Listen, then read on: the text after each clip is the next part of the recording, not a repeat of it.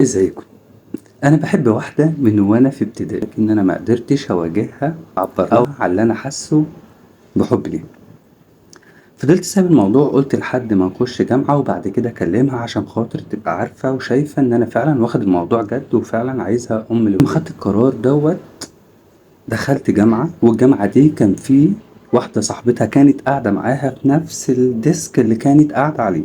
قلت استنهز الفرصه دي ولازم اعترف لها بحبي، اكتب جواب واقول لها عن كل اللي انا حاسه من ناحيتها.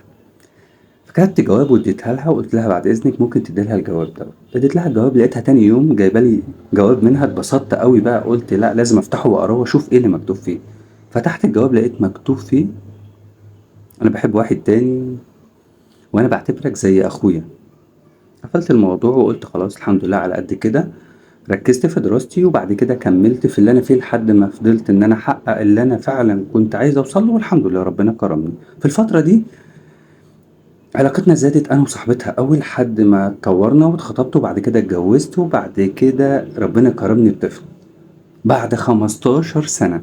تخيلوا بعد 15 سنة اشوفها بالصدفة في مصلحة حكومية ونقف نسلم على بعض وندردش ونكلم وترميلي في نص الكلام: مش انت اللي اخترت ان انت بتعتبرني زي اختك بالظبط؟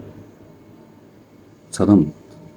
فهمت على طول ان سبب كل اللي انا فيه ده صاحبتها اللي هي مراتي، هي اللي كتبت الجوابات وبدلتها. انا مش متخيل الصراحه.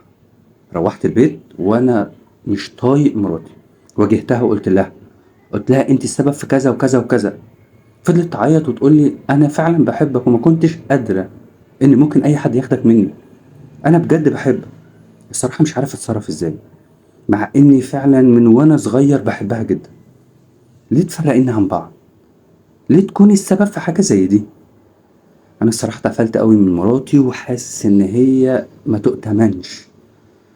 فانا مش عارف اخد القرار، مش قادر اخد القرار وحاسس ان انا ممكن اظلم بيتي وولادي. فمش عارف اطلقها وارجع للانسانه فعلا اللي انا كنت بحبها دي، وانا المفروض ان انا اعمل ايه؟ فما لقيتش غير ان انا ابعت لحضرتك على لينك الصراحه عشان حضرتك تقول لي اتصرف ازاي، ويا ريت الناس اللي عندك تساعدني في حاجه زي دي. خليني في البدايه افكر حضرتك، لو حضرتك بتتفرج عليا من الفيسبوك ومتابعني ما تنساش تعمل لايك وشير للفيديو. اما لو حضرتك بتتفرج عليا من اليوتيوب فما تنساش تشترك في القناه وتفعل زر الجرس عشان يوصلك كل جديد. خلينا في البدايه نصلي على النبي صلى الله عليه وسلم. اكيد مننا ناس كتير جدا كانت فرحانة بالحب وقلبها كان طاير، ولكن كان القدر والنصيب كان هو اللي بيلعب دور الدموع. فخليني اقول لك اكيد احنا مش هنرجع اللي كان زمان، ولكن احنا في دلوقتي. مراتك لو هي ست كويسة محافظة على بيتك وفي هدوء ما بينكم ومفيش اي مشاكل خالص، يا ريت تسامحها عشان خاطر ما تخلقش بينكم اي مشكلة او الشيطان يخش ما بينكم، عشان لو دخل ما بينكم اكيد الاستقرار مش هيكون موجود، وهي تفضل دايما تفكر ان هي ظلمتك وظلمت الانسانة اللي انت كنت بتحبها. انا عارف ان مراتك غلطانة وهي فعلا غلطانة ان تعمل حاجة زي دي، ولكن خلاص اكيد مش هنقدر نرجع اللي فات. دور على اللي احسن، واعتبر نفسك يا سيدي ان انت اصلا ما شفتهاش. يعني لو ما كنتش شفتها اكيد ما كانش هيحصل ده، ولكن دور على النصيب. ربنا رايد لكل واحد نصيبه، فاكيد دي ممكن تكون هي مراتك ام عيالك اللي هتكمل بيها حياتك.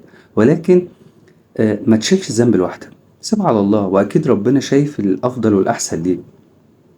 فانا رايي ان انت يا ريت ما تخليش تفتح حتى ولا توارب الباب للشيطان عشان ما يخش ما بينكوا، عشان خاطر بيتك واسرتك تفضل محافظ عليها. ذوقها حضرتك زي ما قلت 15 سنة، يعني اكيد ده عمر، واكيد لو في ال 15 سنة حاجة وحشة اكيد كنت حضرتك قلتها على مراتك اللي هي ام عيالك دلوقتي.